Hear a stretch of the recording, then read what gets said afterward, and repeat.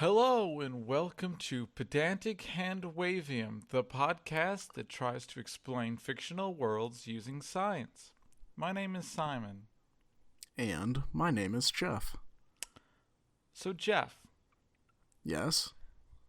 have you ever actually watched Avatar? I have, actually, Okay, yes. good. It was mostly all in one day. The only time I have ever been nocturnal, when I was awake at night and sleeping during the day, Right. I watched all the way through Avatar. That's all I would do at night.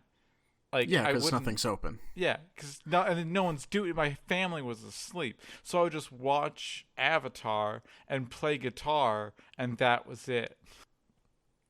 That seemed like a good idea to me. I mean, you have no other choice, I guess. It's like a good week and a half of my life that is just non-existent. A solid week of being nocturnal. Good. Brief description to anyone who doesn't know. Avatar is a cartoon, American anime, probably one of the first American animes. Might even be the first American anime. I'm not sure. I'm not going to attest one way or the other. Yeah. It used to be on, I think, Cartoon Network in the early 2000s.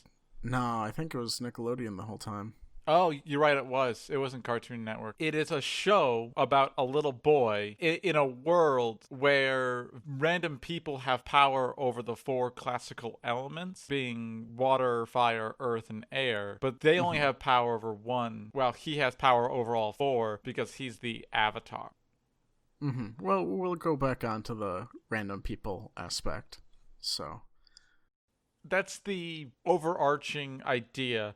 And then he's set out to kind of stop this tyrannical, oppressive government that's trying to just colonize the whole world and kind of industrialize no one it. says the Fire Nation is tyrannical. Yeah, I would describe them as tyrannical. I mean, probably. They definitely had imperialistic aspirations. I mean, but they also did things like they taught propaganda and they removed free speech and dancing in there. Well, yeah, because a lot of dancing is controlling the elements. But not with a lot of people. This is just across the board, no fun. It was like Footloose, but with warfare. Tomato, really. So that is one of the things. It is in canon that the control over the elements is a martial art, and it's all designed after their own styles. They're based on different actual martial arts. Yeah.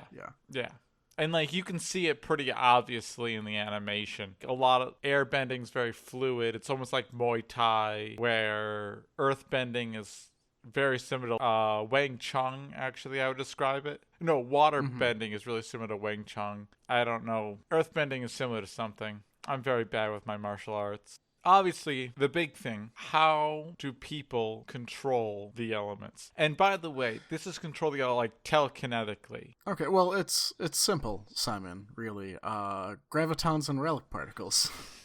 Exactly.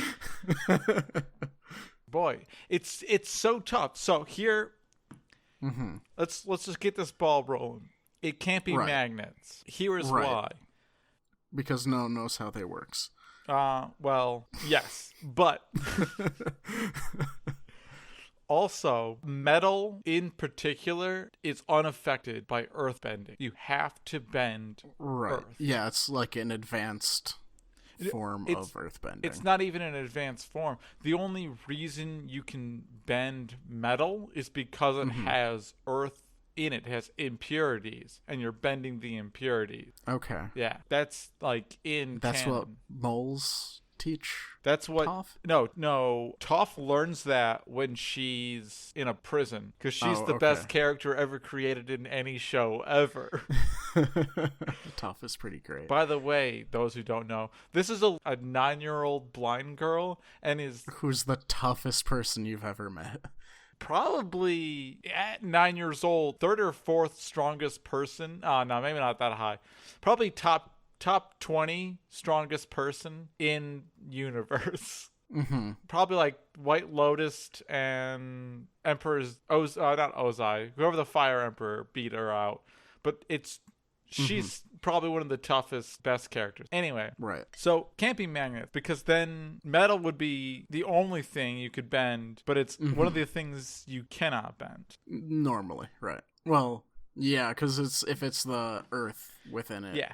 that And you're actually bending. even Okay, yeah. in, I actually know the lore for this, so this might be a very lore-heavy episode, but even in Legend of Korra, they create machines that have pure enough metal that they can't be bent by metal benders. Okay. So what are other ways to create telekinetic effects? Well, and the interesting thing is that it's channeled through Movement. like the motions of the martial arts. Yeah. So so let's start with, unless you have an idea. Not yet. It's still percolating a little bit. Well, I was gonna say it might be that it's has a neurological effect. That's why the movements are how you control it. It's too diffuse of a power for you to just control it normally. But when you tie in a movement to it, it becomes focused, almost like meditation. Right. Wow, so hard. Normally I have like a little Yeah, bit no, of an this one's idea. this one's pretty tough. Well, what if we did sort of warping of space-time? What if we did that they're creating somehow very small pockets of gravity, and I think the like hole in that idea is different people can affect different elements. So maybe each element is a different thing. So say fire is probably the easiest. They probably have like this is gonna be funny. They excrete methane. There you go.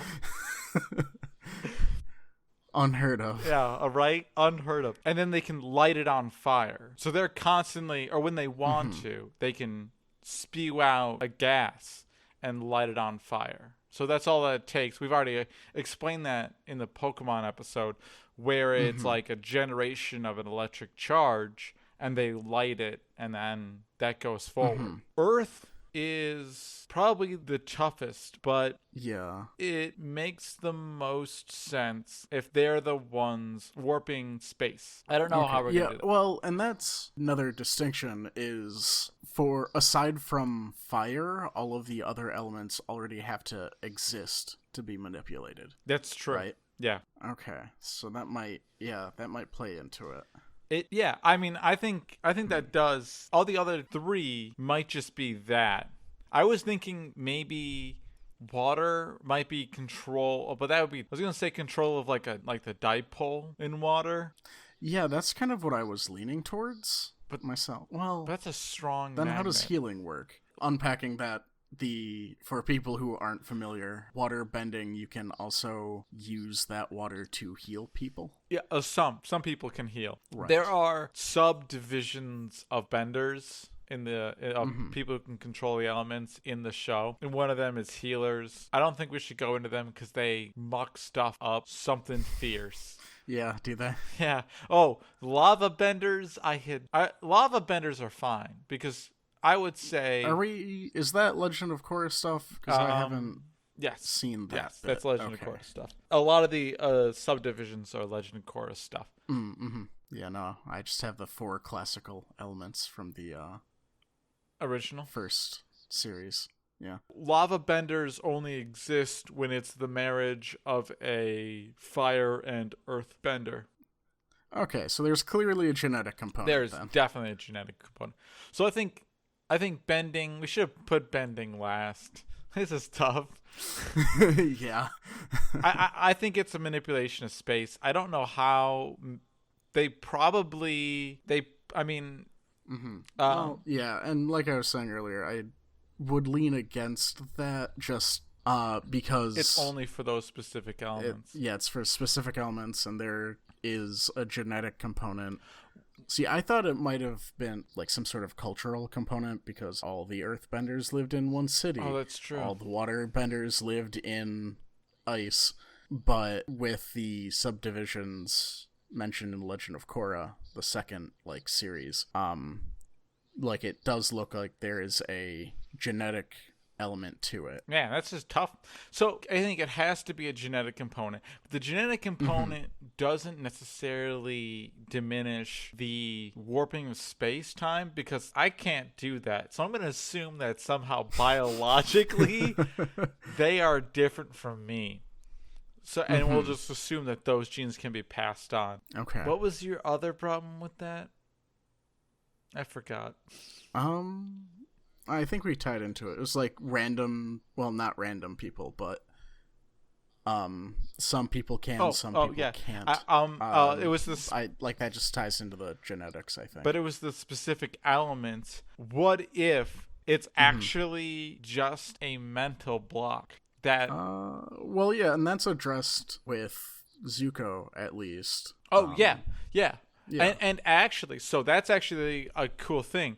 There's a physical manifestation of chakras, the Hindu belief. So if these are biologic beings that have to pay attention to how the energy, quote unquote, or whatever it is flowing through their body, maybe only certain, maybe it is a mental block. Maybe it is somehow, it's the nervous system, how it operates, that allows you to affect certain elements. And so technically, all benders can bend all four elements. However, they just don't have the neurological connections to do that. Yeah, and that could come from just really holding on to the genetic element, just the genetic predisposition to form, X, Y, or Z connections. Yeah, I mean, we have that almost with like addiction. You have a predisposition to addiction, not just a predisposition to becoming addicted to every drug. It's normally specific things like alcohol, or I don't know. Yeah, so I think it would be genetic predispositions towards affecting the specific energies, like specific elements, like energies associated with them. Yeah, and the type of warping that would be needed to move them. So obviously, if you're a waterbender, your manipulation is going to be more fluid, because if it's very hard, like a earthbender, you're just going to lose the water. Like the water's just going to go in every direction. Right, and that ties in with the martial arts. Like, what would it be? Like would it be somatic element of like the martial arts to like kind of tether like your energies with the elements' energies, to warp, to put that into science, less esoteric terms. To warp space in a specific way that affects that element in particular. I don't know why metal can't be. Maybe it's the fact that metal it holds on to those ions too good. Yeah, maybe that's what it is. Maybe it's something because it's so similar. It's just a crystalline structure. Yeah, I don't know. Let's think on that though. Let's see if we can figure it out by the end of this. So, so we'll put a pin in that. Well, what's your? We did conquer one of them. I like the idea that bending comes from, like, in this world, chakras are actual neurological things, pools of not maybe thought, but of like something biological that actually exists in the body. It actually is affecting. It's like the gut nerves. Right. So the next thing, let's just jump. One of the best things about this series are the animals that they've invented.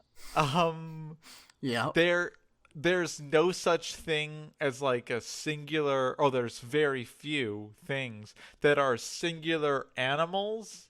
Like there's literally only one bear in the entire show, and no one has ever heard of a bear. But there are bear armadillos, and everyone's heard of those. It's only hybrids that people know about. So the question is, what world leads to a hybridization specific world. So it's clear that like bear armadillos or bear turtles, things like that, I know I have them wrong, but the different variety of bear came from a single ancestor, but they are a hybrid with a similar creation. Now, are they actually or at hybrids, least they look, though? Or is it just a different evolutionary track that these went, like, the animals went down in this world? I think it's just I think it's just a different evolutionary track. I think that this might be a little bit more than you're suggesting. Okay. Are you suggesting panspermia? What's yes, that's what it is. Panspermia. Every creature comes from its own universe, and they all just happen to meet on Earth. No. What's it called with sugar gliders and flying squirrels? Analogous? Is that what it is? No, that's not it. Where they solve the problem with the same solution, but they have no genetic connection. Yeah, I think it's analogous structures. No, analogous structures are like hands in mammals. All mammals have the same arm shape. Be homologous structures then? Nah, homologous structures. What is it? Maybe it is. Wait. Well, yeah. Welcome to Pedantic Handwavium, where you listen to us furiously Google.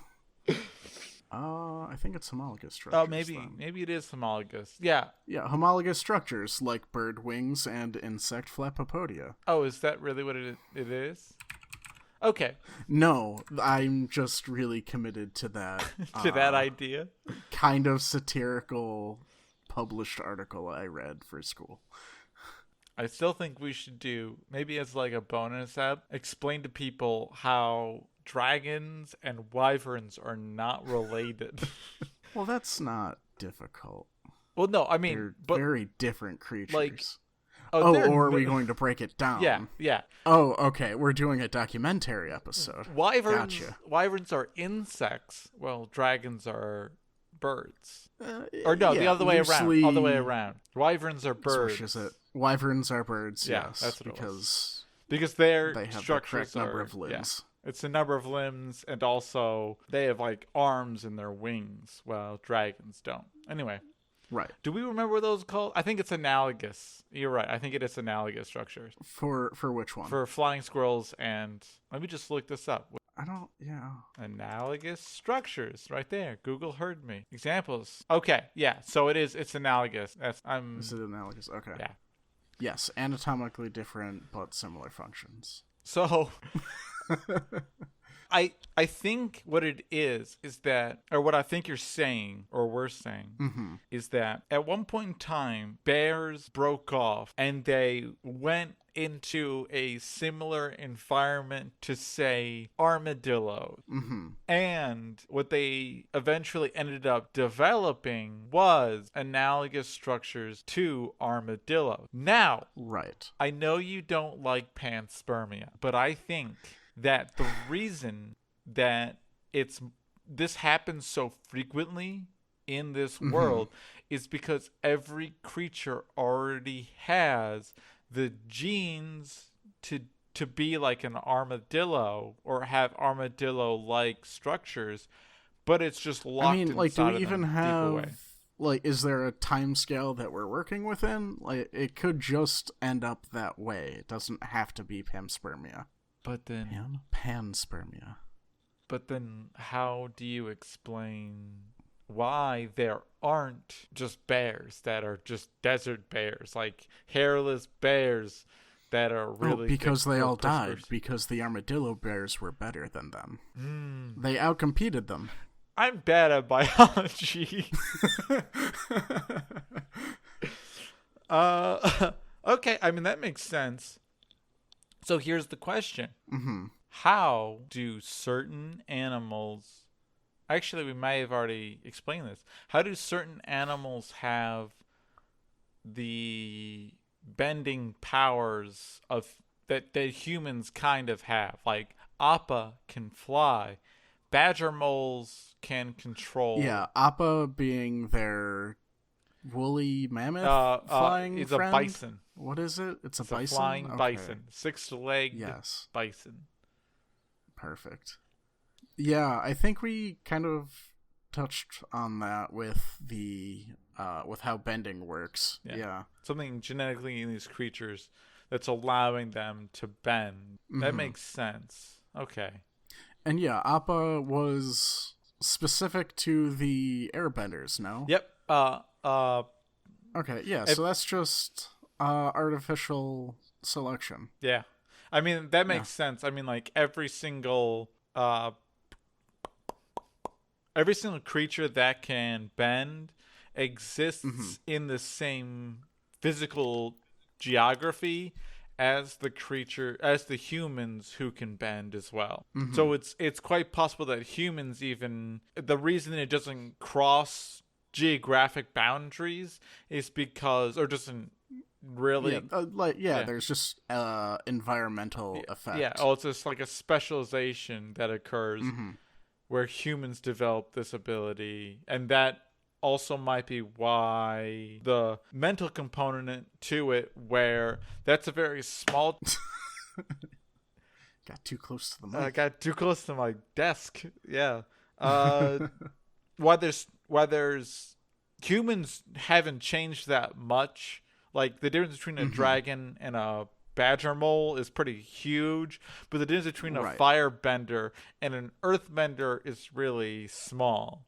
So the idea being is that human beings can actually alter all of them, but it's very, very slight genetic alterations that limit their bending to that type. And then they just are highly specialized in that direction. Yeah, that makes sense. So the last thing is gonna be, well, actually, I thought of it. I heard you thinking. I heard of a separate thing because I realized this doesn't really. Okay, I'll do it. There's two more though. Okay, yeah. Blow a hole through our theories we've already come up with. Nope. Oh, completely different thing. Okay, got it. So prophecy. How'd that work? Just like Nostradamus, they were vague enough to make something fit.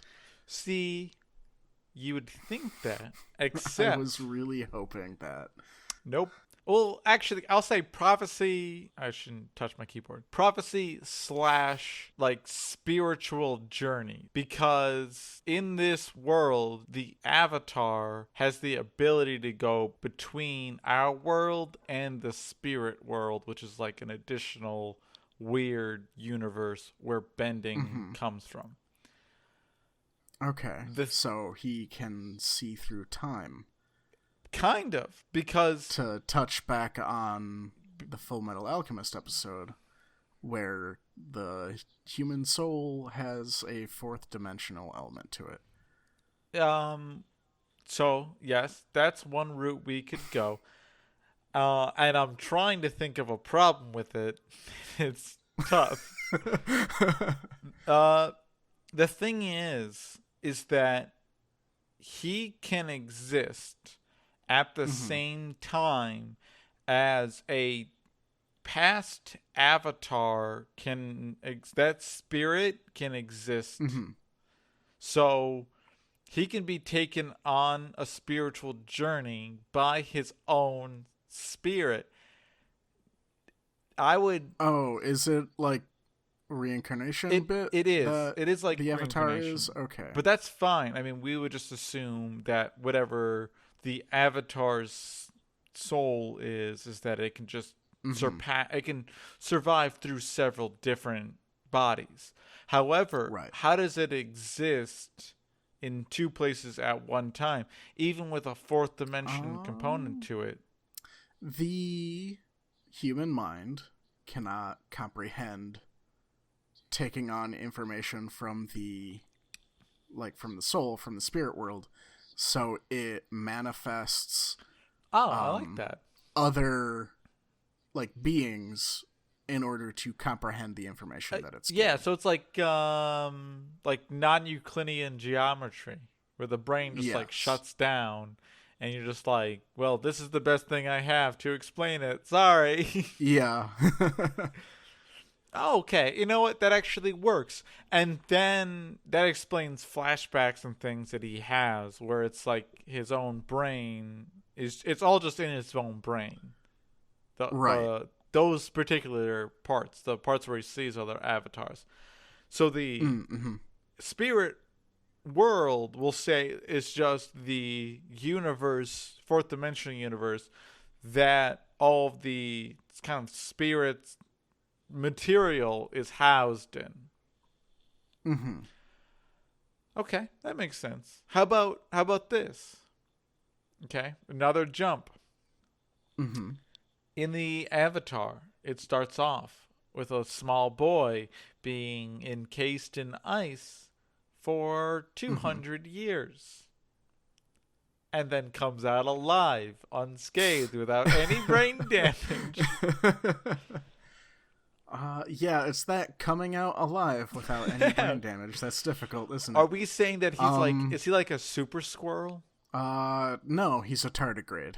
Can tardigrades turn themselves off like that? Can they last 200 years? Tardigrades can survive in space. Okay, I'm gonna say difficult for a large creature. For a people. Yeah. Yes, very difficult for a people. Like, you have to get past the whole evaporating water thing. I mean, yeah. oh, so if anyone doesn't know this, when you go into space, your blood boils. Yeah, it's fun what happens in vacuum. Oh yeah. Your eyes explode. I keep on not looking at my mic. It's a bad thing. So, are we saying that he's like reducing, because he can't just reduce his heart rate, because then his brain isn't getting enough oxygen and he just died. So how can he sustain like no muscle atrophy? Yeah, what was he was just he just jumps right out. Muscle atrophy, huh? Maybe the Avatar was just like real swole before he got frozen. And so he atrophied. Yeah, so what, was he just frozen in ice in like lotus position, or was he like suspended in air? He entered the Avatar state, which is like a super powerful state where he has access to all of his past life information, and he wraps himself in ice. So he freezes himself. How that do? This is a tough one. This is just hard. This is a hard episode. I think our hard episodes are the worst episodes because we're not like just goofing off. We're like, oh my god. Oh, because we're not good at we're not good at talking while thinking. That's the problem. Yeah, that's a good point. I have a solution. Where were we? Okay, you have a solution. So, have you seen the recent study that brought pigs back to life? I have seen that they were able to get like brain activity from a dead pig. They were, and they actually used anti-seizure drugs to make sure there wasn't too much brain activity that it would be considered alive. Yeah. Unethical. So the idea I have is, what if the Avatar's soul is a like a copy of its brain activity at any moment in time, which also explains the Avatar state, which is why it can do that. All he's doing is he dies when he freezes himself. He dies. Yeah, that's what I'm thinking. He dies and then just so goes essentially back. Yeah, once it's that's exactly time. Once the body just rebuilds yeah. itself using its. I'm saying the Avatar's soul is a save state, and he's just restoring to his latest save state because he's running Windows 7. Yeah, I mean, yeah, I don't know what if you like were to freeze the body like that. Like things wouldn't necessarily. Yeah, so like, there's two degrade. things. There's two things going for him in this case. One is he's cold, so all of the metabolic processes that normally degrade bodies are slowed. That's how generally people are able to be brought back to life, quote unquote, whenever they're frozen, is that the process of dying takes a lot longer. The other thing is he's encased entirely in ice. So he's in a anaerobic environment. So the oxidation that's going to happen, which is going to be the decay of his body, is also limited by the amount of oxygen that's just around him, because he's underwater and drowning when he freezes himself. We could assume he's kind of similar to like Etsy the Iceman, and he probably doesn't look great coming out of the ice. Yeah, they just little makeup for TV. It's fine. But what I'm thinking is, if I remember correctly, there's like a flash of light, so you don't see him at first. But if the fourth dimensional soul is conscious enough that it knows when the body is ready to come back, that's when it takes all of its previously stored energy and just revamps it. So essentially it just keeps a store of like essentially stem cells and rapidly rebuilds or replenishes the body. Because you don't need like structure. You just need to revitalize the cells. So it's a lot faster process. I don't know if it's like seconds fast, but...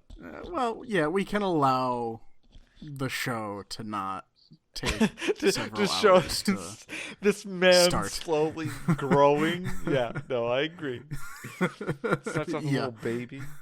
Yeah, I like that. I think that's pretty solid. I mean, obviously tough, but yeah, I agree. I think that works well. This isn't even science. We should just change the definition of the show, be like, we just explain lore in a way that kind of makes sense. I mean, like, it's the same thing. Right. So that's all I had. We've discussed analogous we structures. approach science. Yeah. We've discussed evolution. Yeah. We threw science at it as close as we could.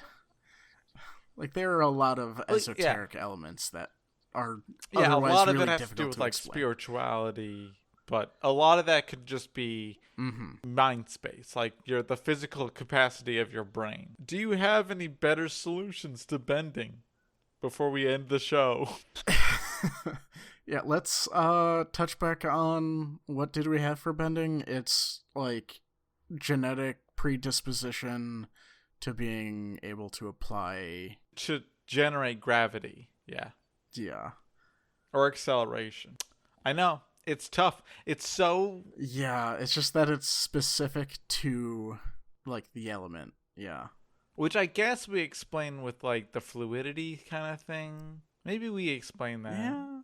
I don't feel so... Yeah, I guess that's not wrong. I think we should just... This one broke us. We can't explain it. This one's tough. I'm sorry, Geoff. I shouldn't have suggested it. Yeah. Well, like, I don't think we're too far off, really, though. Yeah, I don't think we are either. Oh, you know what the problem was? Like, it could be, like, you're applying whatever, like a psionic force that interacts with the structure of whatever element that you can interact with. Oh, that's a great... Oh my god. No, I like that. Did I do it? Did I accidentally do it? No, I have again? Well, maybe. Yeah, kind of. I have an idea. So, okay. What if it's only specific element? Because you said structure. Oh, so not like the classical four elements, but like the actual hydrogen and oxygen. Yeah, like the actual periodic table of elements. Right. Man, that really ties in with the point of this show. That's a good idea. Yeah, right? Oh my gosh. You would think the chemical engineer would be like, you know what? This is actually a good thing. Right. Yeah, so the initial problem is that earthbending affects earth and not metal.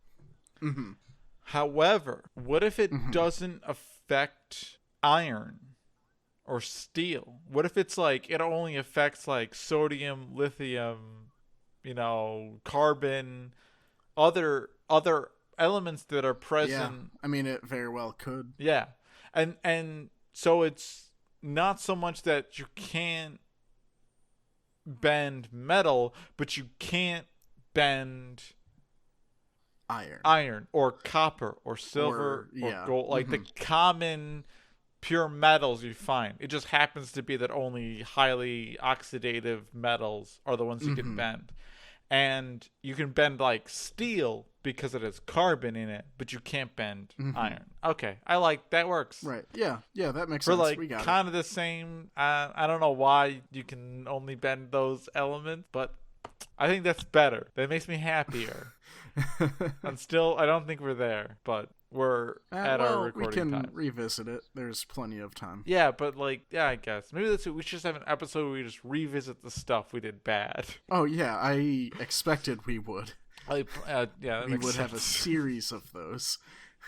Nothing from the Full Metal Alchemist episode. No, that's golden. Perfect. Flawless. All right. I didn't have anything else, unless you did.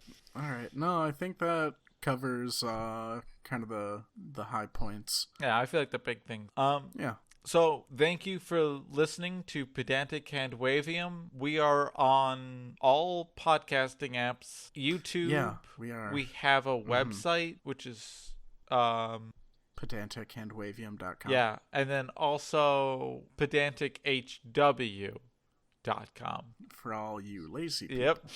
Those people who don't want to spell out our whole name. Our theme music was written and composed and performed, and I don't think he performed it, but it was written by Joe Sopchak. We want to thank everyone who stuck with us. I feel like our episodes are getting better. Yeah, no, we're getting our feet under us. Yeah. We're good. Yeah, don't worry. We listened to it too. So we listen to it so much. Well, we don't listen to it so much, but we do listen to it to make sure it's all right. So we know what we're doing wrong. But feel free to tell us what we're doing wrong, because yeah, it's fun. Yeah, we love it. Also, feel free to give us suggestions for show ideas. Oh yeah, you can. If you go to the website, there's a contact page, and you can also email us. We can do an episode you're actually interested in. Thank you for listening. I'm Simon Kozik. Yes, thanks for coming. I'm Geoff Conrad.